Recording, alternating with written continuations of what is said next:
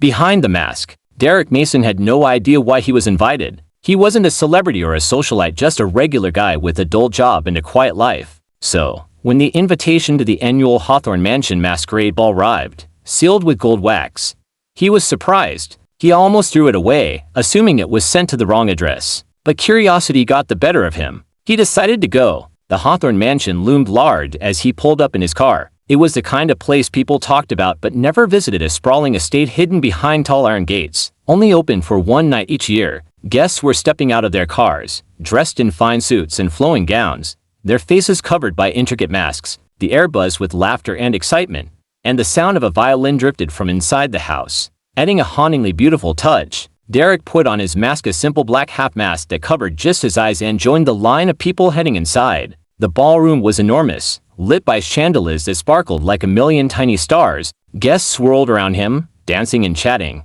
their masks transforming the scene into something out of a dream. There was something electric in the air, a feeling that anything could happen tonight. Derek wandered through the crowd, sipping a glass of champagne. He felt strangely out of place, like he'd stumbled into a world where he didn't belong. He made small talk with a few people, but everyone seemed focused on the mystery of the night. He noticed a woman in a golden mask watching him from across the room. She smiled when their eyes met, then disappeared into the throng. After a while, Derek felt a strange tightness around his face. He reached up to adjust his mask, but it wouldn't move. He frowned, tugging a bit harder, but it felt like it was glued to his skin. "That's weird," he muttered to himself. He glanced around, wondering if anyone else was having the same problem, but everyone else seemed perfectly fine, laughing and enjoying the night. He tugged again, harder this time. The mask still wouldn't budge. "Everything all right, sir?" A waiter appeared at his side, carrying a tray of drinks. Derek forced a smile. "Yeah, just having some trouble with my mask."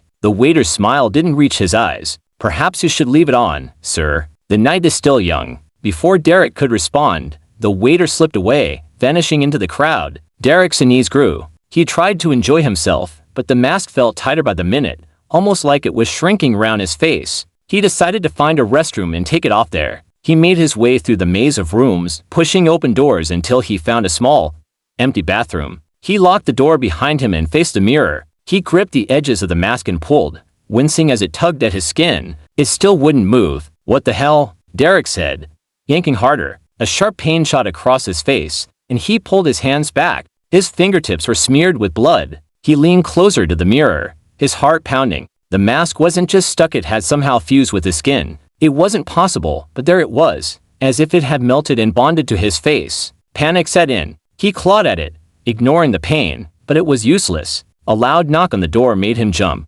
"Everything all right in there?" a voice called out. It was the woman in the golden mask, the one who had been watching him earlier. Derek opened the door, clutching his bleeding face. "I can't get it off," he said, his voice shaky. She stepped inside, shutting the door behind her. "You shouldn't have tried," she said softly. "What do you mean?" Derek's voice was barely a whisper. "What's happening to me?" Her eyes, dark and unreadable behind the mask, softened with something that looked almost like pity. "It's part of the night's tradition," she said.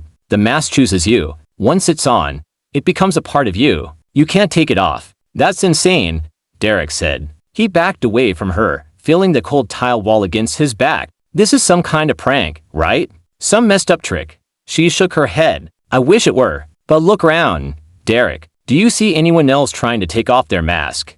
He thought back to the ballroom. No one else had touched their masks. They'd worn them comfortably, like second skins. He hadn't noticed it then, but now it seemed obvious. "What happens now?" he asked, his voice small. The woman sighed. "You stay. The ball never ends for you now. You're one of us." Before he could respond, she turned and walked out, leaving him alone in the small, silent bathroom. He stared at his reflection, his eyes wide with horror. The mask no longer felt like a separate piece of clothing, it felt like his own skin. Desperate, he rushed back to the ballroom, hoping to find an exit, but the doors were locked, and the guests, still dancing and laughing, didn't seem to notice his panic. He pushed through the crowd, calling for help, but no one responded. It was as if he'd become invisible. Derek ran to the window, slamming his fist against the glass. He looked out, but the world outside had changed. The city lights were gone, replaced by a dark, endless void. He realized, with a sickening lurch in his stomach, that he wasn't at the Hawthorne Mansion anymore. The music played on, the haunting melody echoing in his ears.